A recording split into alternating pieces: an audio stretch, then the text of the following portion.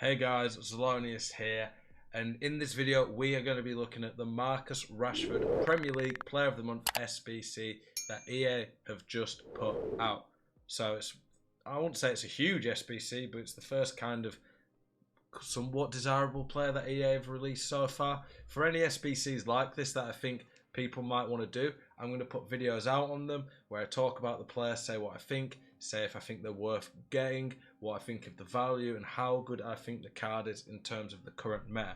So for this Rashford SBC, 5-star skills, 3-star weak foot. I swear EA said for Player of the Months they were looking at making them more desirable and upping things like weak foot skill moves. Obviously you can't give him 6-star skill moves, but a 4-star weak foot Rashford would have really made this card a lot more desirable than his normal one.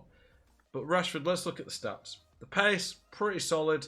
Obviously at an 88, I don't think pace is huge on this game. One of the things that Rashford has that is pretty nice is pretty good physical as well. The dribbling gets a sizable boost. What we will do though is I'm going to go actually compare him to the normal Marcus Rashford. I want to see how does it compare to Marcus Rashford's gold card, because I think that's important, to be honest. Is it a good enough upgrade to warrant going and spending the money on it? So Marcus Rashford, here we go. So this one has left mid, left wing striker, so does the other. So there's no difference in terms of the alternate positions, no difference in terms of the skill as weak foot. This Rashford has 1 more pace, not a lot. 2 more shooting, not a lot. 4 more passing, that's a fairly decent upgrade, but 4 passing for me personally isn't that noticeable, and really it's more like 3 passing because all the stats except for short pass go up basically 3. Long pass doesn't really matter. So the passing upgrade, whilst nice, it's not a huge deal from this card. 2 on the dribbling, that's pretty good. 2 dribbling's nice, but will it be massively noticeable? 6 physical, now that is a huge upgrade. 6 stamina, 6 strength, 6 aggression, 6 jumping. So this Rashford is a fair bit better than the 81 Rashford. But then you have to think, how much is this card going to cost?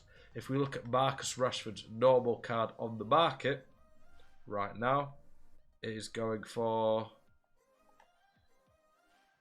not that much. 14k. So 14k really isn't a lot for this Rashford. So let's go look at how many squads are actually needed for this Rashford. Is he actually going to be that important? Marcus Rashford here, 5-star skill moves, 3-star weak foot. We've seen the same thing. 84, 85, 86. Now, an 86 card right now. Let's have a look at an example of an 86 fodder. Bear in mind, you're going to need 11 of these. And fodder probably will rise slightly just because Rashford's a fairly popular player. Don't think he's an icon, so he's not going to come into that. So Parejo's going to be just dead on fodder price. Parejo's going for about 8k. So right now, basically, 11 86s, obviously might have some tradables, but 11 86s, if they're going around fodder price, that's nearly 100k. And that's for 1 squad.